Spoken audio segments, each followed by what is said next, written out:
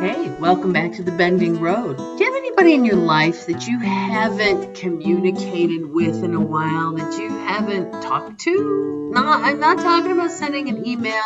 I'm not talking about texting. Have you not spoken to somebody in a long time? Who is that? Think about that for a minute. Life can be quite the bending road. Sometimes it's nice and gentle, and sometimes it's a bit scary. The truth is that we will all experience a difficult bend in our road at some point. But it's also true that God will see us through. Let's travel this bending road together and help each other in our journey. Please remember to give this video a thumbs up and subscribe to our channel to catch other videos along the way. Welcome to the Bending Road. Glad you could join me today. You know, along this bending road, we meet so many people. It's just outstanding. You know, when we go camping, we meet people all over, and if we don't write down their names, often we end up referring to them as that guy in the fifth wheel at that one park we were at, or that those folks that came and joined us for that campfire. Even in churches, as much as we think we are going to remember this individual forever, sometimes it gets lost in the memories, and then there's this vague recollection of that person and or that place. And you know, even going back to when we were kids, we moved frequently. So I don't have that person that I was in kindergarten with and graduated high school with. I don't have anybody like that. I have some good friends that, some good folks that I went to high school with, and I enjoy hearing from them. But usually that's on Facebook, and unless we have a class reunion, I don't connect with them again. But even people right in our own community, right in our own backyard, sometimes we lose track of those folks. I do a lot of visiting, and I hear from people who are lonely. They're in a really lonely time in their bending road, and it's hard.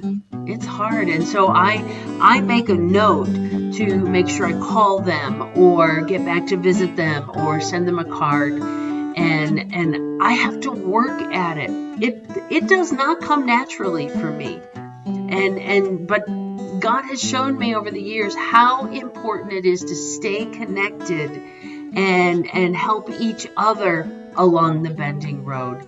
You know, it's so important that in Hebrews it says, "And let us consider how we may spur one another on toward love and good deeds, not giving up meeting together as some are in the habit of doing, but encouraging one another, all the more as you see the day approaching." This was a real encouragement from the writer of Hebrews. He says, you gotta talk to each other. You gotta spur one another on. You gotta encourage each other. You can't do this if you're not talking to each other. It was really interesting as I was thinking about what to talk about this morning. I was actually looking. I Googled, what holidays is it for February 21st? Well, I want you to know that February 21st is National Sticky Bun Day. Now, that's really important as far as I'm concerned. I can always go for a nice cinnamon roll or a sticky bun.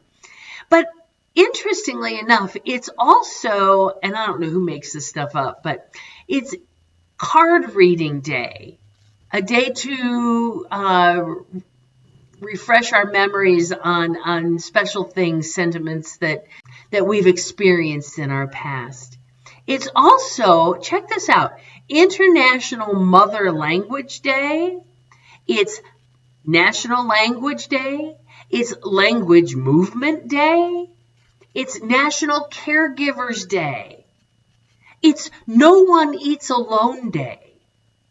And I thought there was one more. Nope, that's it. I'm reading them off the internet. But all of these things have to do with communication, right?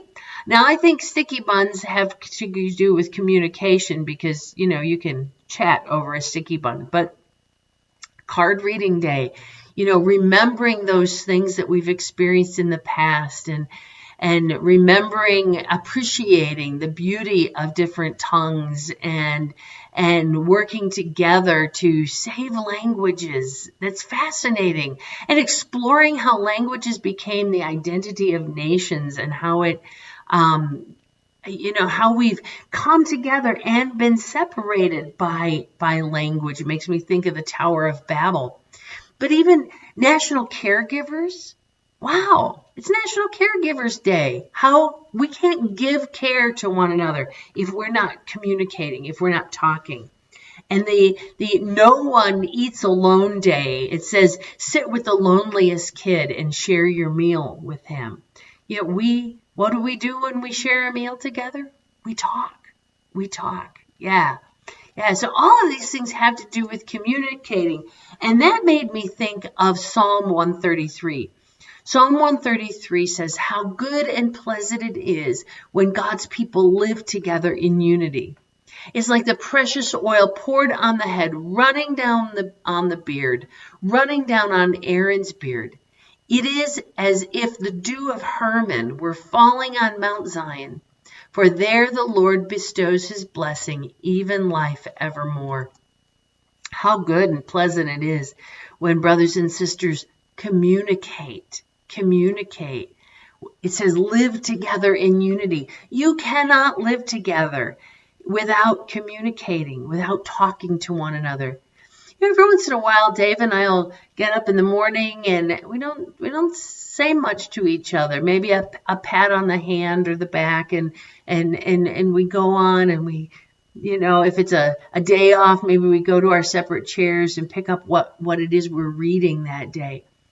But eventually, we have to talk to each other.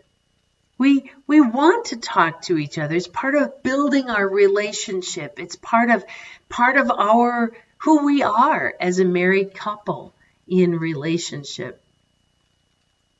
1 John 4:7-9 says, dear friends, let us love one another, for love comes from God. Everyone who loves has been born of God and knows God. Whoever does not love does not know God, because God is love. This is how God showed his love among us. He sent his one and only Son into the world that we might live through him. Jesus talked. He communicated.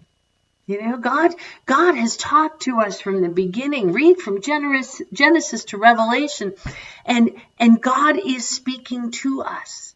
God sent his Son to speak to us. Wow. Talking is important. It's really important. I want to encourage you today to talk to one another, to reach out to somebody who may not have family in the area, or maybe shut in. And if you call somebody and they say, hey, I'm just too busy to chat right now, it's okay. It's okay. That means they're not lonely, or they would talk to you. It's okay. You reached out. That's good. Maybe go through the directory you have for your church, or think about the pews. Who sits in what pew? People are people of habit. They sit in the same pew all the time. Run through that in your mind. Who have you been missing? Who's not in church? Think back to when you were in Sunday school.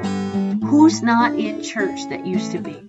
Find them, reach out to them. It may have to start with a card or an email, because sometimes we don't always have accurate phone numbers. But get to that point where you pick up the phone and talk to somebody. We need to be communicating. Encourage one another. Support one another. That's what this bending road is all about. We were never meant to do this alone, and we were never meant to only have communication be one-sided. I often see memes on Facebook that says, you complain that I never call you, but remember the phone goes both ways. Yeah, there's some truth to that. But, sometimes we need to be the bigger person and pick up the phone first. It's just a good way to go. Anyway, as we travel along this bending road, it's my prayer that we would do it together. phone, write a letter, reach out. Be the one. As a matter of fact, as I'm saying this, I'm thinking of somebody right now whom I have not heard back from. We had a little communication over through Christmas, but end of February, haven't heard from them. I'm going to reach out to them today. Hope you have a great day, and I will see you next week along the bending road. It was great to have you join me today along this bending road. You can connect with me on social media or on my website at bendingroad.weebly.com. I would love to pray for you as you navigate the bends in your road. Remember, when you see the bend in your road, do not be afraid. Take the hand of God and keep walking. You are not alone.